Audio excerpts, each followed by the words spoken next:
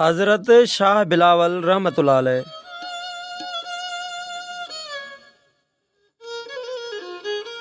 हज़रत शाह बिलावल रहमतुल्लाह अलैह मार्फत इलाही जा वाक़ुफ़कार ऐं आलिम तोड़े आरिफ़ हुआ। संदन जनम 926 हिजरी में पंजाब सूबे जे शहर शेखापुरा में थियो।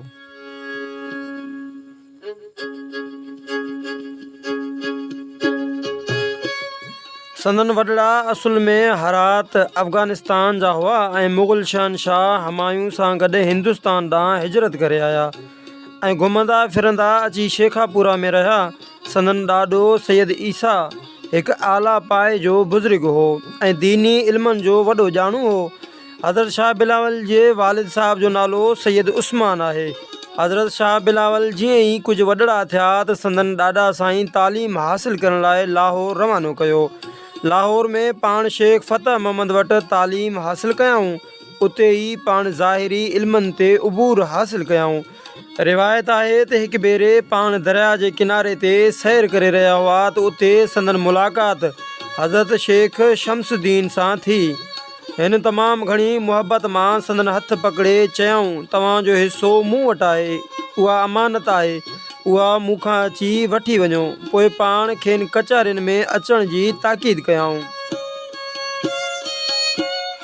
उन ॾींहं खां पोइ पाण हज़रत शेख शमसुद्दीन जा मुरीद थिया ऐं खाइनि बातनी तालीम हासिल करण लॻा ऐं तमामु थोरे अरसे में ख़िलाफ़त जो ख़ुरको हासिल कयाऊं। हज़रत शाह बिलावल रहमतुल्लाह अलैह शरीयत ऐं तरीक़त जा ॼाणू हुआ। सोमो सलाद जा पाबंद हुआ। मुजाहिदनि ऐं रियाज़तनि ते यकीन रखंदड़ हुआ। संदन तबियत में इब्तिदा में तमामु घणो जलाल हो। हिकु भेरे ईअं थियो जो संदन पीर ऐं मुर्शिद दरिया जे किनारे ते हिकु वण जे हेठां निंड पिया हुआ ऐं पाण संदन भर सां वेठल हुआ। हिकु हमराह आयो ऐं वण मां काठियूं वढण लॻो। पाण हमराह खे रोकियाऊं, तूं फ़िलहाल काठियूं न वढ, मुंहिंजो मुर्शिद निंड सुतल आहे। पर उन हमराह संदन ॻाल्हि न मञी। खेनि हमराह जे न मुड़ण ते इंतिहाई सख़्तु कावड़ आई। पाण कावड़ मां जो वण ते चढ़ियल हमराह ते निगाह विधाऊं त ख़ौफ़ में उहो वण खां हेठि अची किरियो ऐं फ़ौत थी वियो। कुझु देरि खां पोइ जॾहिं संदन मुर्शिद निंड मां सुजाग थियो ऐं साम्हूं हिकु मुअल हमराह खे ॾिठाई त हज़रत शाह बिलावल खां उन बाबति पुछा ॻाछा कयाई। पाण जेको कुझु थियो हो मुर्शिद खे सरबस्तो अहवाल करे ॿुधायऊं। मुर्शिद इहो अहवाल ॿुधी चयो त इहा त सुठी ॻाल्हि नाहे। जेको माण्हू पाण खे फ़क़ीर सॾाए थो उहो एतिरी सख़्तु कावड़ ॾेखारे। तव्हांजी जलाली तबियत खे घटि करण लाइ तजवीज़ आहे त हिकु कोठी में वेही अकेला में वधि खां वधि क़ुर पाक जी तिलावत करियो। अहिड़ी तरह मुर्शिद जे हुकुम खां पोइ हज़रत शाह बिलावल केतिरनि ई सालनि ताईं हिकु अकेली कोठड़ी में वेही क़ुर पाक जी तिलावत में मसरूफ़ रहिया।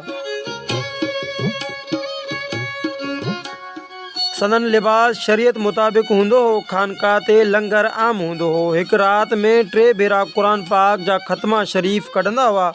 क़ुर पाक जी घणी तिलावत करे माण्हू जॾहिं बि पाणी जो वटो खणी ईंदा हुआ त उन ते दम कराए खणी वेंदा हुआ ऐं कंहिं बि मरीज़ खे उहो पाणी पीआरींदा हुआ त उहो मरीज़ शफ़ायाब थी वेंदो हो।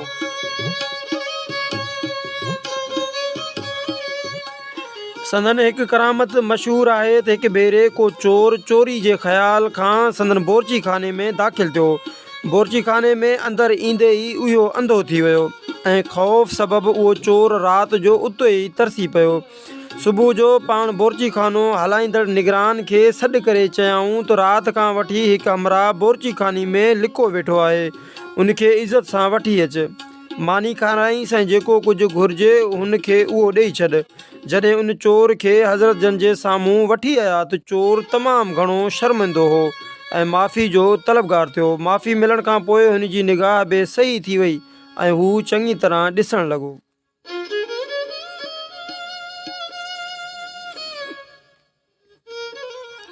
हिकु ॿी करामत मशहूरु आहे त हिकु ॾूरांहे इलाइक़े जो मुरीद संदन ख़िदमत में आयो। उन्हनि जे इलाइक़े में काफ़ी अरसे खां बरसाति न पई हुई ऐं तक़रीबन ॾुकार जहिड़ियूं हालतूं पैदा थियण वारियूं हुयूं।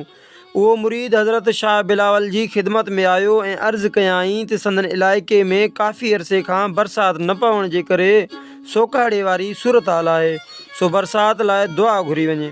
जंहिं ते पाण हथ खणी बरसाति लाइ दुआ घुरियाऊं त कुझु अरसे अंदरां इलाइक़े में रहमत जहिड़ी बरसाति पई ऐं उन साल उन इलाइक़े में ज़रख़ेज़ी सबबि फ़सुल बि तमामु सुठा थिया।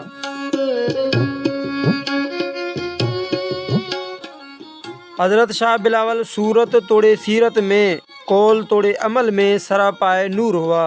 संदन सबर ऐं सखावत, ख़िदमत ऐं वफ़ा जूं सिफ़तूं आला हुयूं। पाण समूरी उमिरि हुकूकुल्लाह तोड़े हुकूकल इबाद जा पाबंद रहिया ऐं नेठि 28 शोबान 1064 हिजरी में हिन जहान फ़ना खे अलविदा चयऊं। संदन मज़ार मुबारक लाहौर जे वेझो शेखापुरा भरिसां आहे।